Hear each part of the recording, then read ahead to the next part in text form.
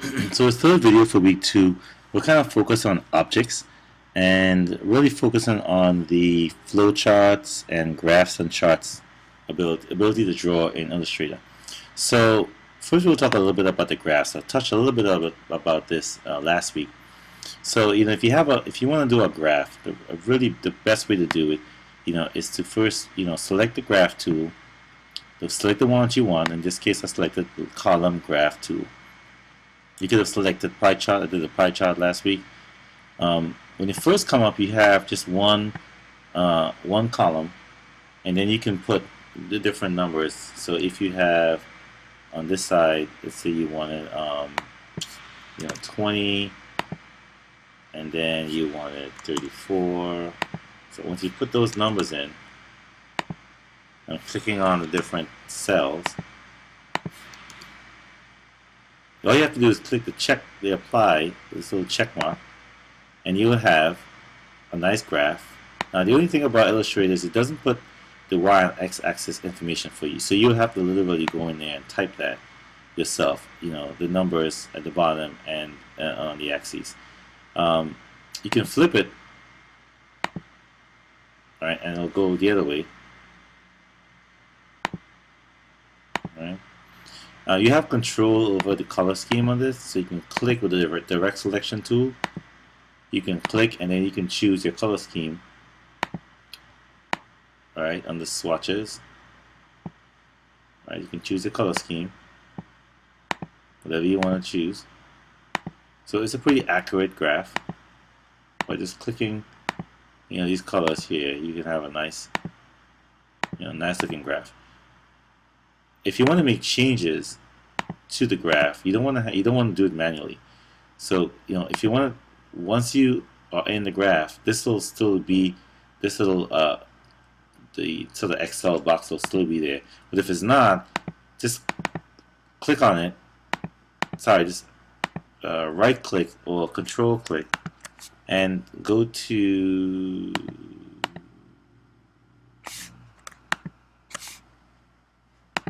control click and go to data, and the data will be pulled back up. So if you ever close this box and you want to add a new column, just right click, control click, click on it inside of the layer, sorry.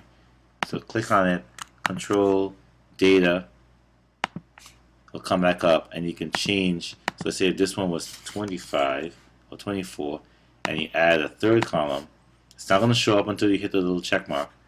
So don't be alarmed if you don't see it right away. So I added a sixth column, and when I click the little apply button, it automatically reconfigures, and I can go back in and I can change the color of that actual column. Right, so it's a pretty nice way, a fast way of doing it. You also have the 3D extrude function that I showed you with the pie chart. You can also try that effect with the bar graphs. It's probably not going to look as good as a pie chart would. So you have to kind of play around with, these pie charts. Of course, the numbers didn't really come out very well.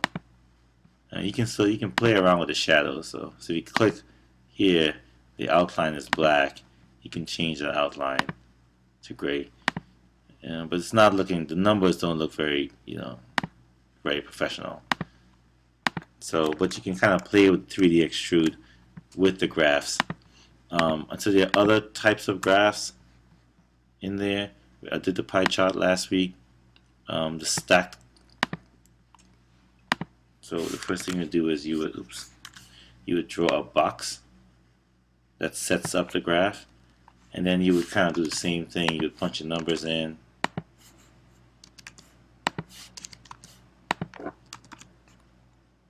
and then you would hit the apply, and then you would have this kind of stacked column graph tool, a stack bar graph, sorry. So you can do the same thing for lines. So you can really play around with these graphs in here, and you see some really nice some really nice graphs you can create in Illustrator. It comes out very clean, and it's probably the best, most professional way to do a graph. The other thing you can use Illustrator for is to create flowcharts. It's a little bit more painful, I would say, than if you had an application that can create a flowchart for you. It's probably very much easier. But it simply kind of boils down to pulling shapes, so you can have the rectangle, and I want to make that white, and then just pulling lines, so you can use the line tool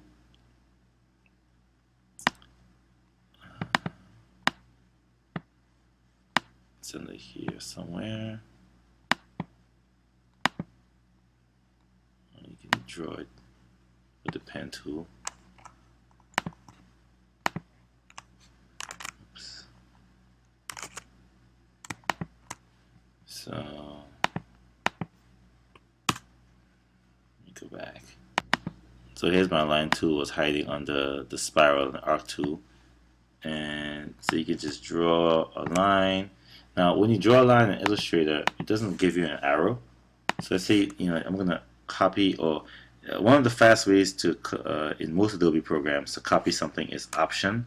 So click on an object and click Option, Shift, and what I will do is I will copy that element and move it exactly in the same proportions, in the same range of motion, right? Same direction, without moving. You can make it horizontal or vertical. It'll move on the same path.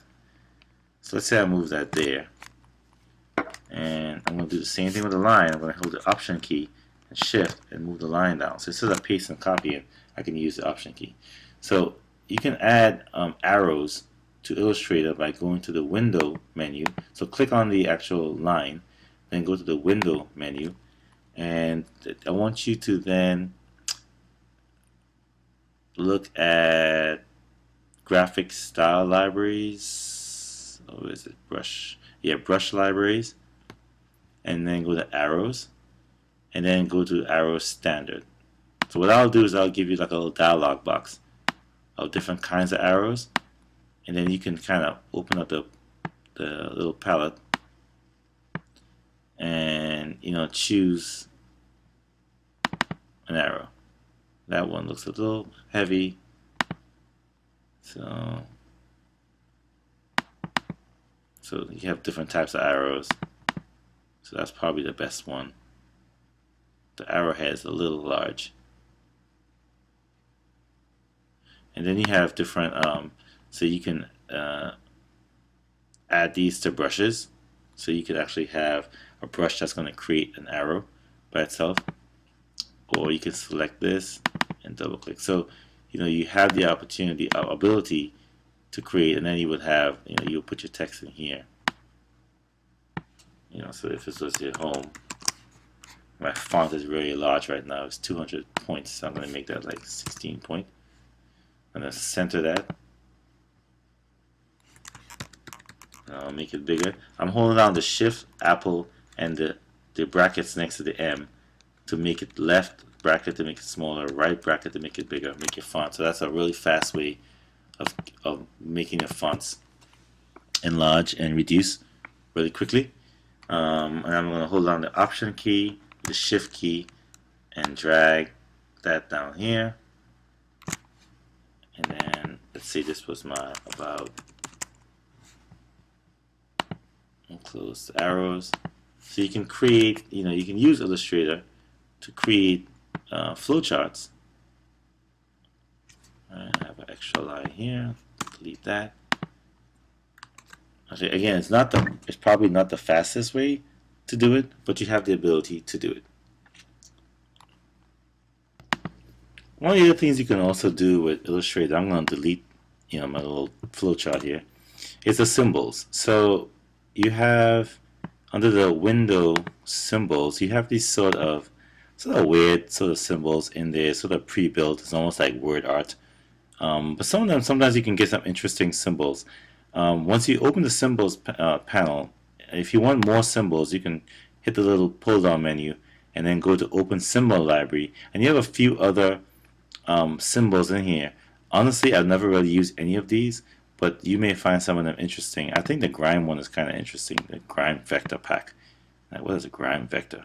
So pretty much what you want to be able to do is you can hold a symbol, it's almost like a pre-built graphic that you didn't draw, and just drag it into the pasteboard, to the work area, and then you can manipulate that however you want. You can, if you want to manipulate it, you can, you're about to edit the symbol, you double click on that symbol, and then you can then change the color of that symbol. Right, so you have to kind of double click on it. So let's say we chose this one. Looks like almost like a button of some sort, and you want to edit that. You have to double click on it. It'll give you a message saying you're about to edit the symbol. You can check that box to see if you don't want to see it anymore. Want to continue, and so I'm inside of a symbol now. So I can go in and I can click on that, and so it has a gradient in there, and I can change that gradient. So here's the gradient over here, and the gradient is an orange, so the orange gradient. You can drag colors into the gradient. Always try to find colors that sort of match together. I'll do a whole tutorial on just color.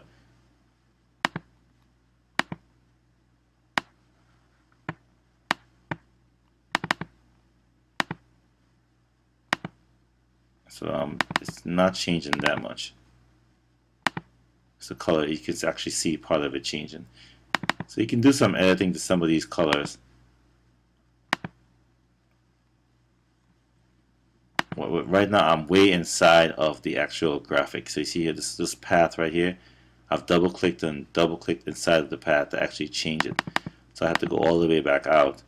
And even though this is an actual instance, so if I were to copy and paste that, it'll be the same that I just changed. So because I changed the symbol, it changed everywhere. So once a symbol is just really a duplicate of it. The other thing you can do is the sprayer tool, which is all the way down here, symbol sprayer. Because I have that selected, I could then take that sprayer tool and I can spray those symbols all over the place. So sometimes this could be useful. I've never really used this, but it could be useful if I was doing something that excuse me, I didn't want to draw manually. And to control the sprayer tool, you just have to click the sprayer tool and double click inside of it, and then you can kind of change the options. In here you can have a symbol shifter. The intensity, you can change up the spray. Symbol set density. So you can play around with these different, the diameter of the spray. So it's you can really get really granular with some of these things. So it's very interesting with your symbols. The last thing I want to talk about a little bit is touch on the flare tool. So the flare tool is located under your rectangle tool, and if you it's kind of like Photoshop sort of highlights. So if you kind of just click on it, you sort of get, once you get these options, and you can change some of the options in here. If you say OK, you sort of get this highlight that comes, and it's a very transparent tool. So whatever it's on top of, and I'm going to bring it to the front, it's gonna be whatever is under that tool. So if it's put on top of a black image, it's gonna look a lot different than if you put it on top of a green image. What's cool about the flare tool is that you can, it gives these little highlights, and you can't really change the color too much, but you can go in. You can change it from on this screen. But if you go to edit colors, recolor artwork, you get this dialog box that allows you to go in and actually change colors of your flare tool, and then you can recolor artwork by saying OK. So you can kind of really play around with the flare tool to get some really interesting highlights and stuff, and I think it's a cool tool that a lot of people don't use. So hope this tutorial was helpful, and see you guys in the discussion board. Take care.